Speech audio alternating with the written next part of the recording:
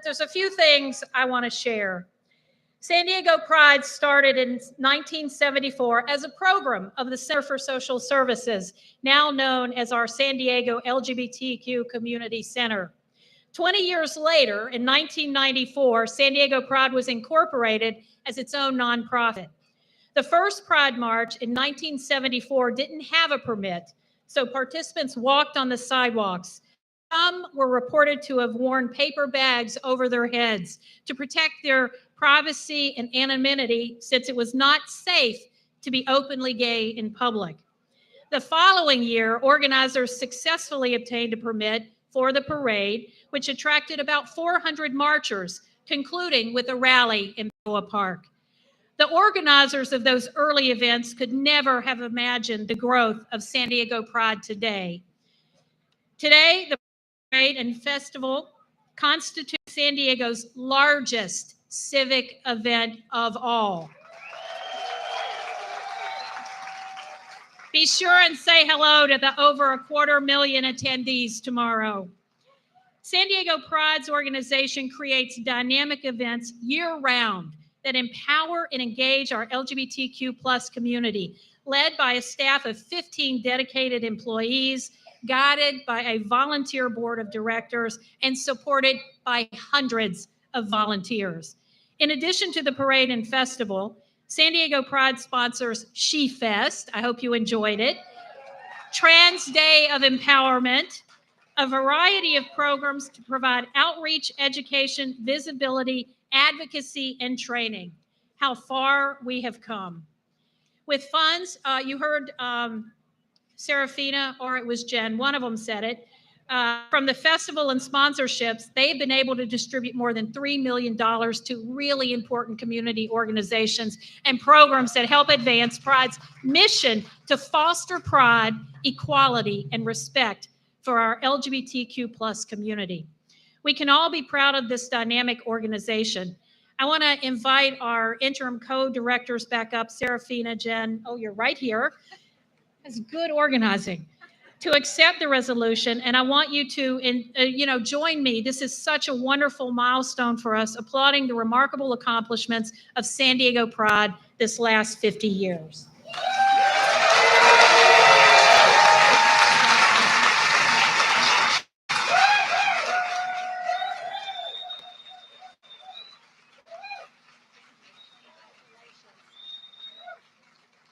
I have one more very important duty to do, and that is I have the privilege of introducing all of my fellow and sister and the branch of elected officials, both LGBTQ+ and our allies who are joining with us tonight. Now, I'm going to say, please hold your applause, but I know no one ever listens to that advice. So I do want to say everyone's name, so I'll just be loud and make sure everybody gets to hear who's here. Of course, you've already heard from our incredible chairwoman, Erica Pinto from Hamul Indian Village. Our incredible mayor, Todd Gloria, is with us tonight. Okay, they have me introducing myself. I'll skip that one. We have my assembly member, Chris Ward, here. Chris, congratulations on getting AB 1955 signed by Governor Newsom. Thank you. This is to protect our young folks, our transgender students in schools. It gives protection to teachers so that our young people can say who they are and be who they are and be safe in schools. Chris, thank you.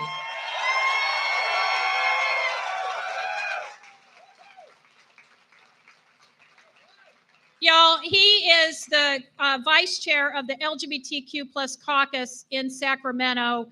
And I want to tell you, this bill was not actually easy to get done. It was with most of our colleagues, but they had to sit and listen to members of the public who came and said pretty horrific things. But you know what? We prevailed. And Chris, again, I thank you. From the San Diego City Council, we have my council member, Stephen Whitburn. Council member, Dr. Jen Campbell. Council Councilmember Marnie Van Wilpert.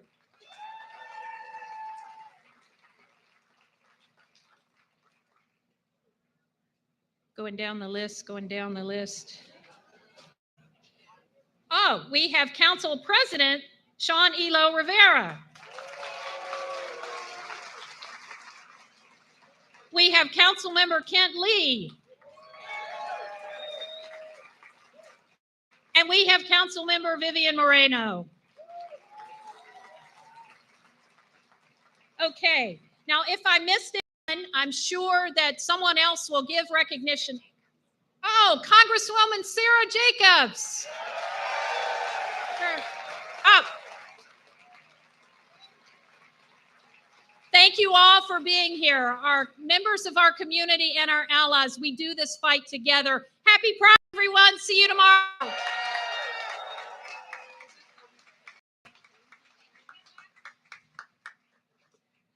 Thank you so much, Senator Atkins. I'm so grateful for your leadership.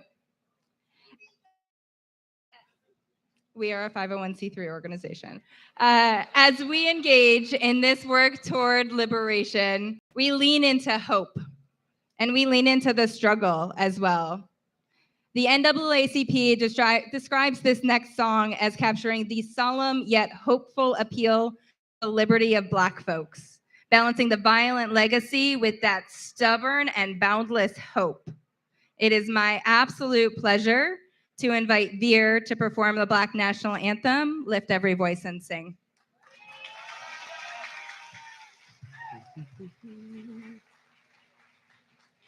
Happy Pride. This is a song written by James Weldon Johnson. It's called Lift Every Voice and Sing. I'm incredibly honored to be able to sing this for everybody.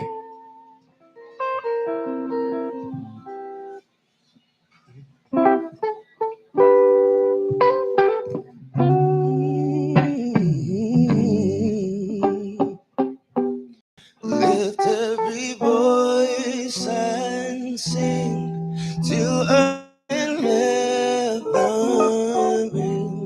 ring with the harmonies of liberty. Let our rejoicing rise high as the listening skies. Let it resound loud as the rolling sea. Sing a song full of the faith that the dark past has taught us. Sing a song full of the hope that the present has brought us. Facing the rising sun of a new day begun. Let us march on till victory is won.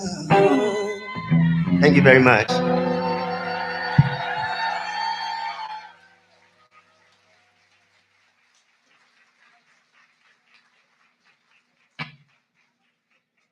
Every time, my heart. It is now my distinct and deeply joyful honor to introduce our keynote speaker, Kira Johnson, Executive Director of the National LGBTQ Task Force, who made it here despite all of those crazy airline glitches today, did make it here in the nick of time. She is a passionate advocate who has dedicated themselves to our community, to youth empowerment, to reproductive justice. They're the former executive director. They are the former executive director of URGE and the board member of organizations such as the General Service Foundation and the Guttmacher Institute. Kira is I'm gonna keep doing it. Kira is recognized nationally for her expertise in queer and reproductive rights. She brings a commitment to visibility and empowerment as a bisexual Black woman, And personally, and this is why I kept doing it, I am elated to bring her to this stage because Kira and I met over a decade ago in reproductive justice land, and it has been a joy and an inspiration to be able to both see and benefit from their leadership and their vision for a future where justice and liberation are realities for all LGBTQI plus people. And it is so good to see you.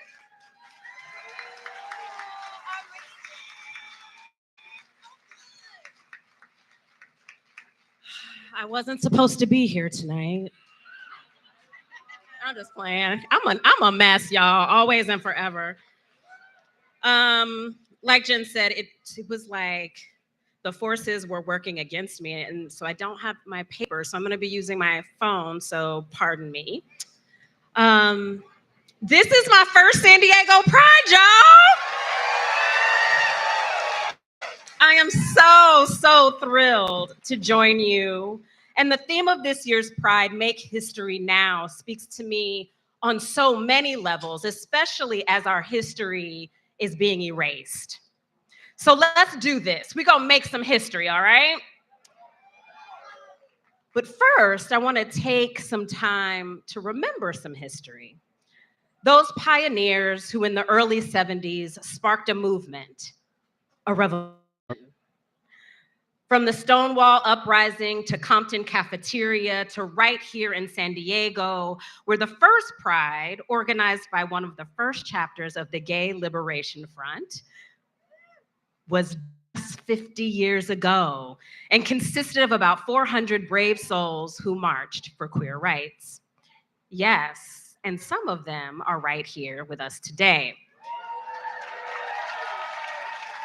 If you see these elders, pay them homage, give them love, give them their flowers right now. Nicole Murray Ramirez is one of those elders. Longtime task force for family and royalty.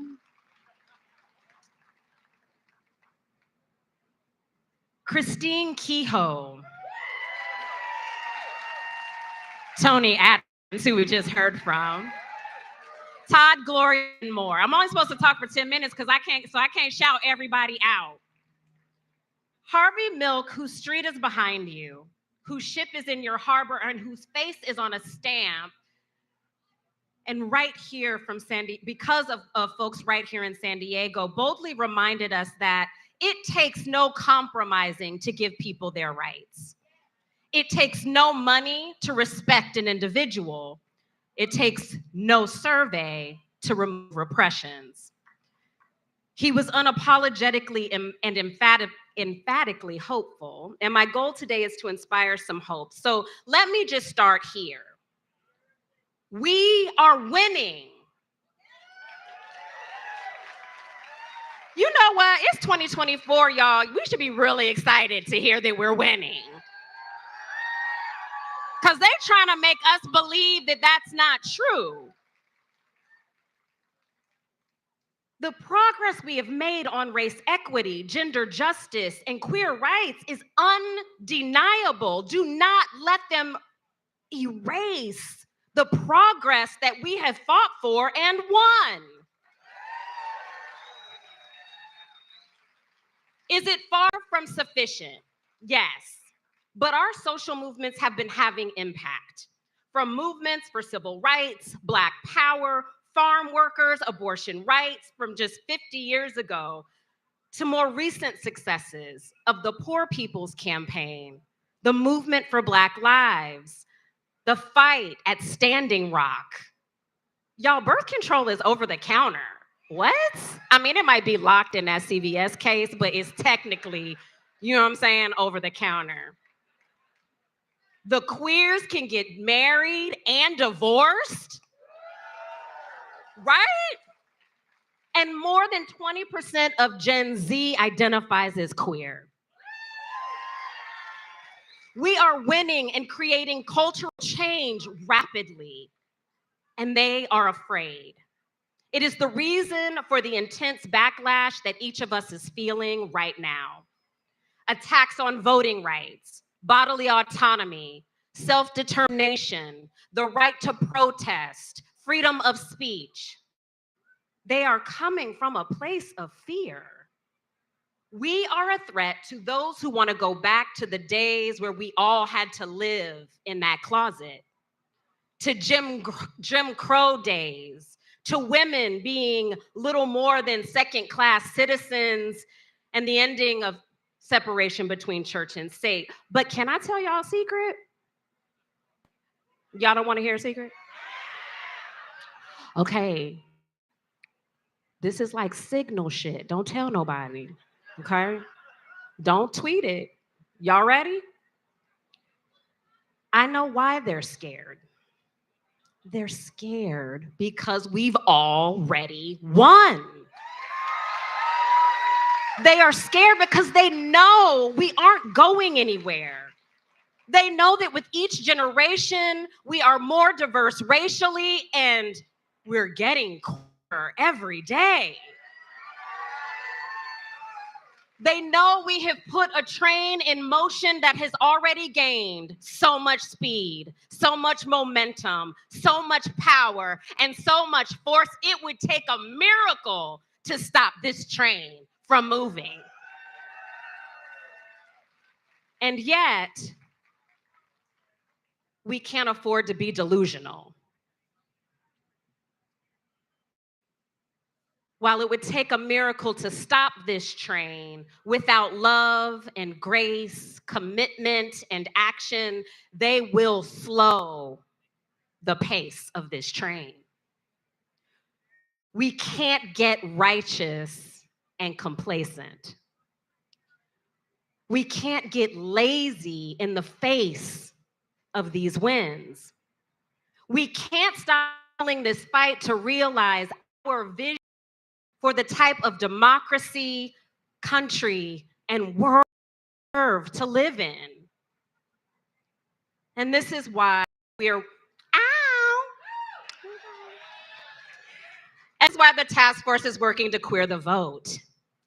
Our campaign to engage LGBTQ people politically this year and every year. I don't have to tell you how much is at stake in this election or nationally. I don't have to tell you that marriage equality is back on the ballot. Oh, my ear thing just blew away. It's back. I'm gonna pick that up.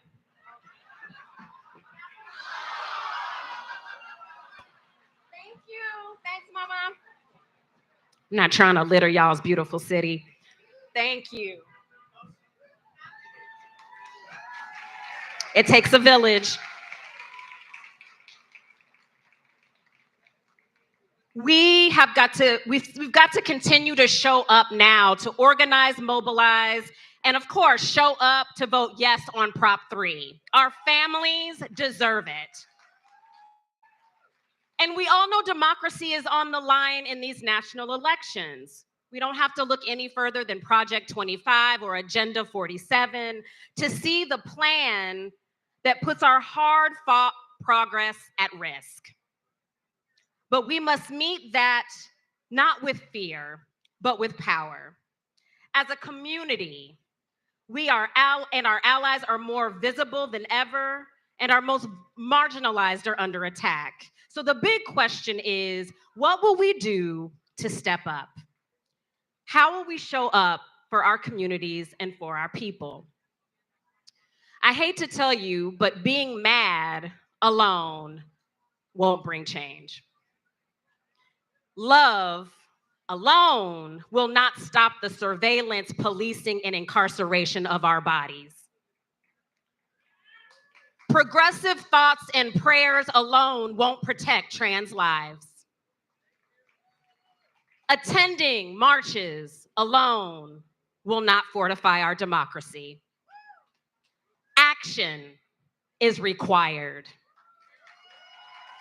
Building and leveraging our power is required.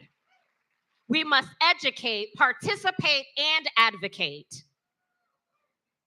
And can we talk for just a moment about how we are cannibalizing our own? It is a surefire way to walk directly into the trap of oppression and their plan to divide and conquer. We've got to check our egos and our righteousness at the door, family. It is impossible for any one of us to know everything. Y'all are dope. Everybody's dope. Got it. You are progressive. That is true. You care about community. Who cares about the community? But all of y'all are wrong sometimes. So we're going to do something together. It's hard for some of us. We're going to say, repeat after me, I do not know everything. I am wrong sometimes. But I deserve grace. And I will pay grace forward. So if we are all wrong sometimes, not always where we want to be on one issue or another, then why are we so vicious when somebody else is wrong? Why are we so vicious when somebody else makes a mistake? Why are we so triggered when someone doesn't know what we know?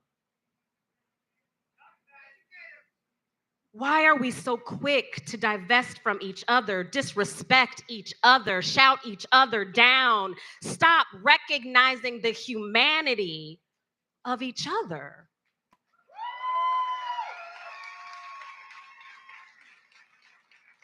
My hypothesis, I got a 13-year-old, be talking about hypotheses now. My hypothesis is that we're tired. That we're tired of being tired. That we're sad. That sometimes we feel lonely, depressed, traumatized. That our vulnerability has been taken advantage of one too many times, and we're trying to protect ourselves. But if we don't course correct, we are going to cancel ourselves right out of winning. Do you hear what I'm saying? If you are canceling each other, we lose.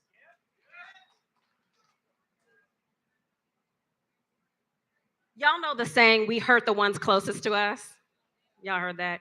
We hurt the ones we love the most. I don't know who needs to hear this, but that's abuse, y'all. Don't do that. Let's stop doing that. But how? Who's heard the term principled struggle? Principled struggle. Okay. I'm fairly new to it as well. Principled struggle is when we can be in disagreement. It might be on strategy, it might be on tactics, it might be interpersonal. We can be in disagreement but stay in unity.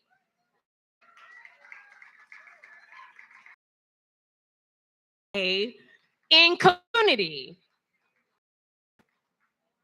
It's a cultural movement right now, or moment right now, where if you don't agree with me, you're now my opposition. We can't hang out no more. We can't fight together anymore. You're not worthy of my time and energy, my support, my compassion, my empathy. Principled struggle is about we not needing to agree or be in lockstep to be invested in our relationship with one another. I'm invested in your success even if I disagree with you. I hate that statement, but I'm in it with you. I am triggered by what you said, but I want to talk it out with you. The principled struggle is about the actions we take and the compassion we show even when we're frustrated. When we understand that our fates are intertwined and we can't win without each other, even if I'm mad at you right now. It's a tall order. It's not easy to do. We have pain, but can we see each other through our pain? Can we love each other through our pain? Are we going to allow our pain to invisibilize the beauty of our community? I'm asking a question, y'all. I'm from Georgia. I like repeat. I know we on the West Coast. I'm gonna try it again. Y'all ready? I know we might have some painful relationships with religion, but I'm gonna take it to church. We're gonna be in queer church. We're gonna be in gay church. Amen. Hail to the queen, queers. Are we going to allow our pain to invisibilize the beauty and the brilliance of our community? That's what I'm talking about. Will we let our pain be the reason we fail? We must give ourselves and each other the space to feel and release our pain, or at least not hold it quite so tightly or to weaponize it against each other.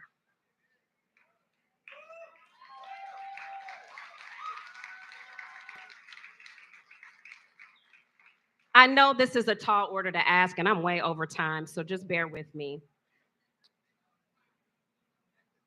What I'm asking requires vulnerability, and it requires trust of all of us. And that's a hard thing to do right now in a difficult and divisive and frankly, sometimes scary time. But the way I see it, it is perfectly human to hold complexity and contradict ourselves every day. Right? Right? Okay, I'm gonna give you some examples. I am so fierce and fine. Why do I look like this?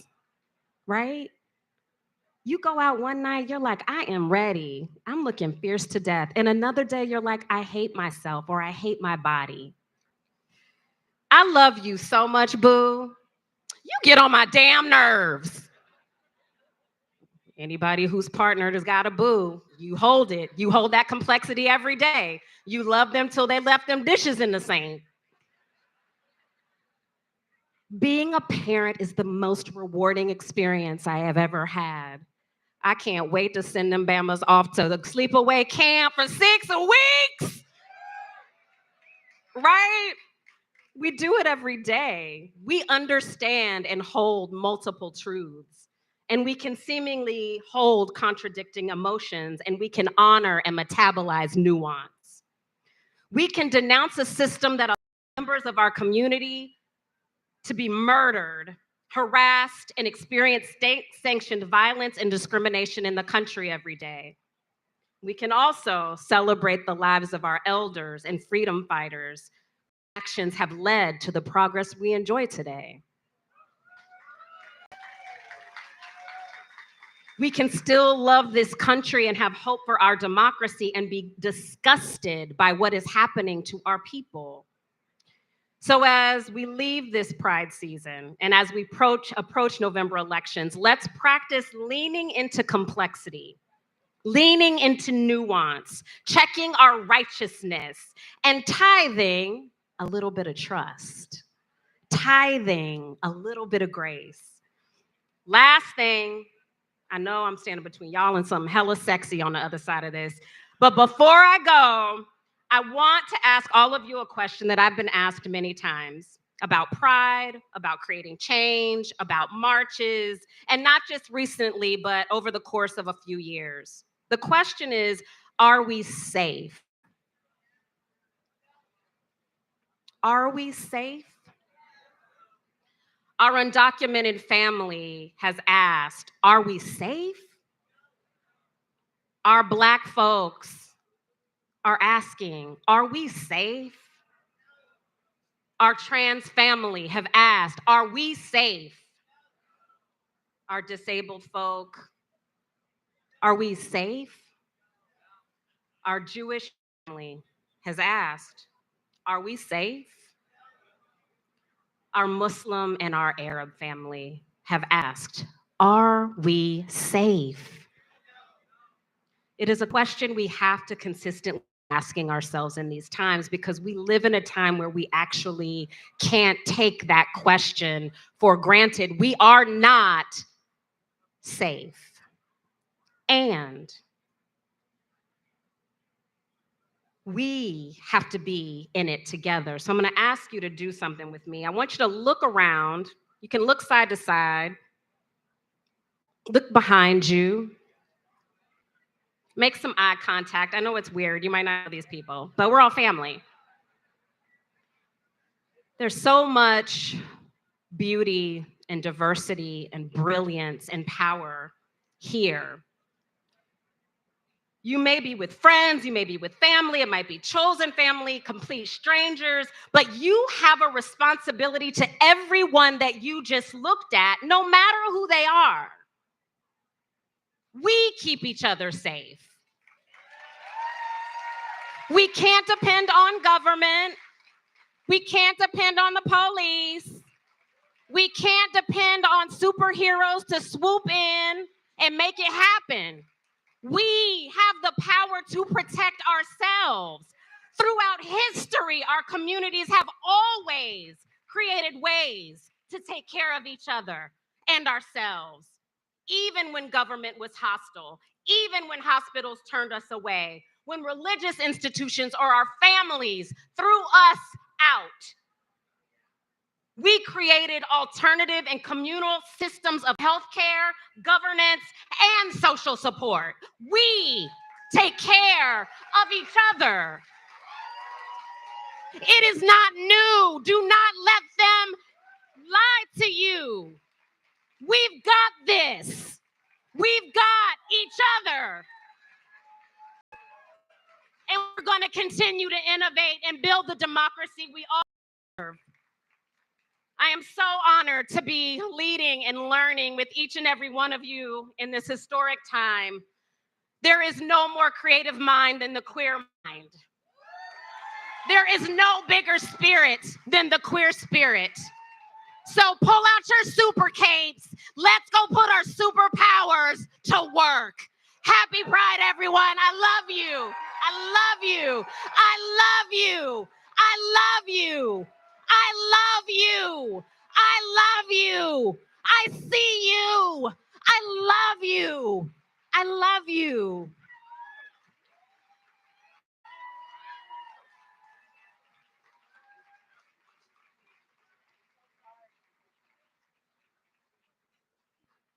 Damn, we love you too. That was amazing. Friends, I have the honor of giving out our first award tonight, and it's our Champion of Pride Award. And it is so special to have this person receive this award because they are a light in our community, full of positive energy, always giving, always asking, always there for you, and sort of an example of the grace that Kira was talking about. Please welcome to the stage our recipient of our Champion of Pride Award, Paris Kian. Friends, as you already know, Paris is a bright light in our San Diego community. She's known as a drag entertainer, businesswoman, activist, and advocate for our LGBTQIA+ community. She is tireless in her commitment to us, and she is impeccably principled in her advocacy. She has given trainings, organized, done fundraisers, volunteered, and basically devoted her life to the betterment of all of us. So to her, we say congratulations and thank you. Thank you so much, Paris.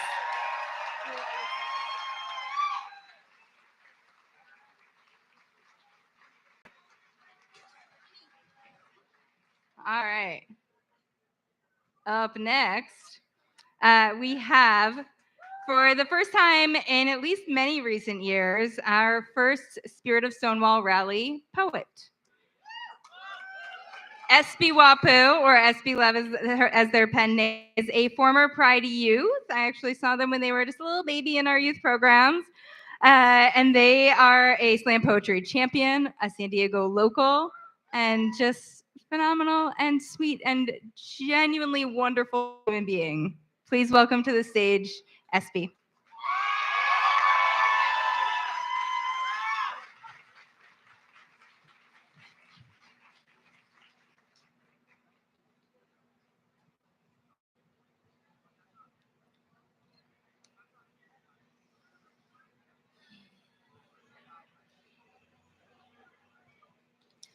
I realized I liked girls when I was 8, but I didn't come out until I was 12.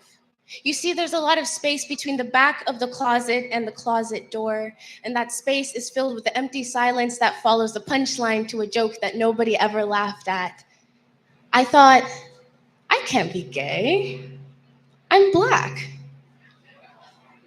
I can't be gay. I'm the child of an immigrant. I am disabled. I am a woman, or maybe I'm not a woman, and that's why I can't be gay. Gay is white. Gay is cis, gay is skinny, able-bodied male, gay is fun, gay is vibrant colors and parties, and it is not me. Our community decided that it was time to fight against the cops in 1969. Pride started out as a riot against the police brutalization and the systemic oppression of queer people, and in 1969, our community won.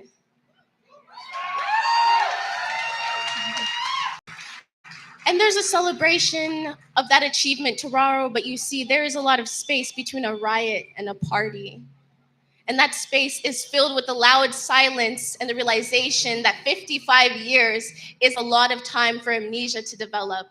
55 years is enough time for the oppressors to start bringing the music so that we start dancing with the people that we were supposed to be fighting against. 55 years is enough time for that music to get so loud that we can't hear the sound of pure death over the melody. Empty promises and superficial enjoyment. 55 years is enough time for the image of our very much Black and brown ancestors to be covered with something more palatable and more sweet, like a rainbow, like peaceful protest, like complacency.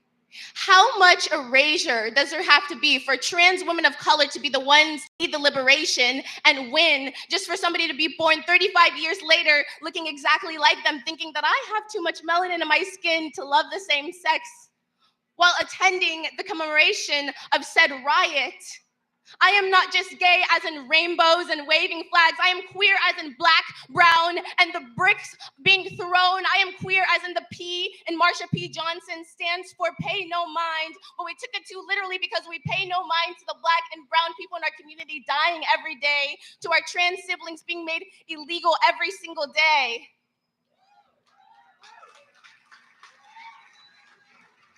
You see, when I was born, they wrapped my skin in a sweet pink blanket.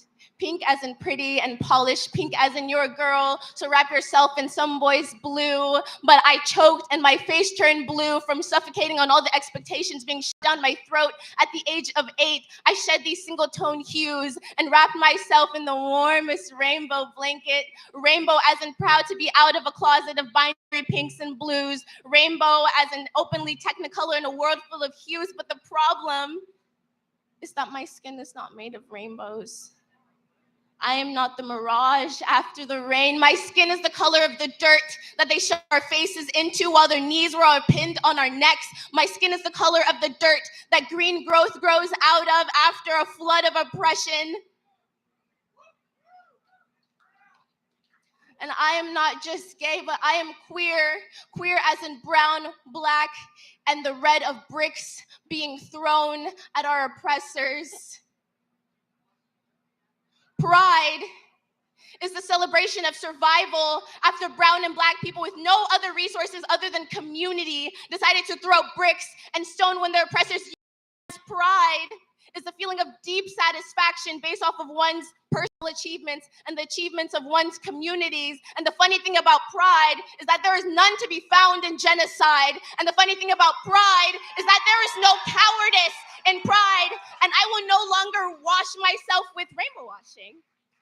Is when a company appeals to the LGBTQ plus community by putting rainbows and logos in their logos and marketing in order to appeal to the LGBT plus community without doing anything substantial to the community. And I will no longer wash myself in pink washing.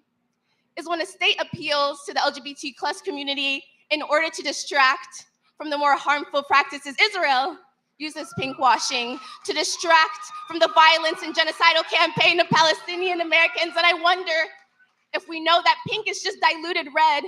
And I wonder how long we'll dilute the red images of blood being shed by our queer siblings in Palestine, in Congo, in Sudan, in Tigray, in Haiti? How many brown and black bodies will we wrap in rainbows to make them more palatable and more digestible? I will no longer put a blanket over myself to cover ugly truths. I will no longer wash myself with pretty hues to color my brown hue. I will wrap myself in the arms of my community that is very much black, that is very much brown, that is disabled, that is asexual, that is word, that is young and old and anything but palatable, anything but mainstream. Community and solidarity are our greatest weapons. So let us yield them. Let us hold each other.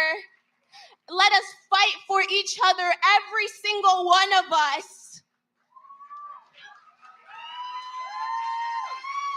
so that we have something to be proud of. Thank you.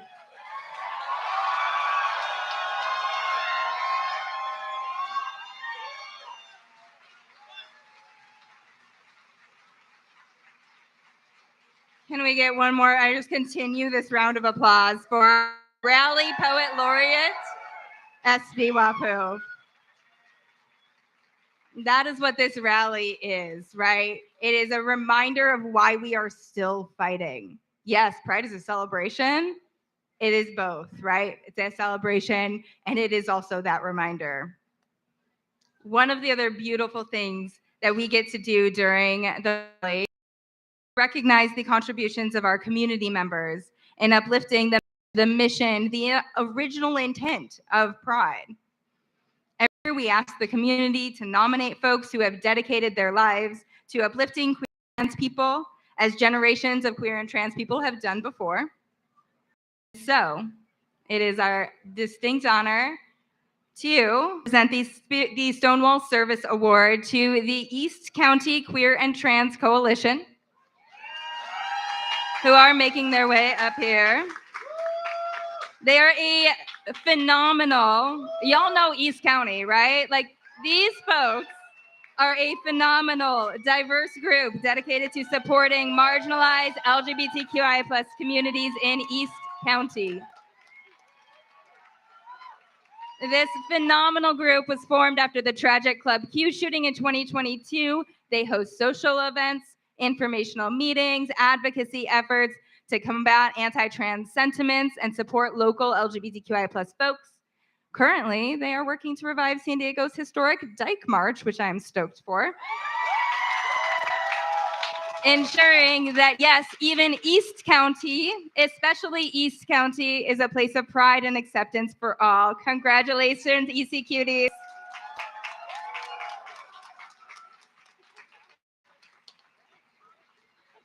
Thank you, friend. You're welcome. Thank you. Sure. No, it's friend of Pride next. Next, our Friend of Pride Award goes to Dr. Jill Blumenthal, who conducts groundbreaking research on HIV prevention, directs PrEP services at the Owen Clinic, while also caring for adolescents living with HIV. She's a passionate advocate for the transgender and non-binary community. She co-founded the Transgender Non-Binary Community Advisory Board, developed the UCSD Gender Health Program, and created an LGBTQ+ healthcare elected medical trainees. Thank you, Dr. Jill Blumenthal.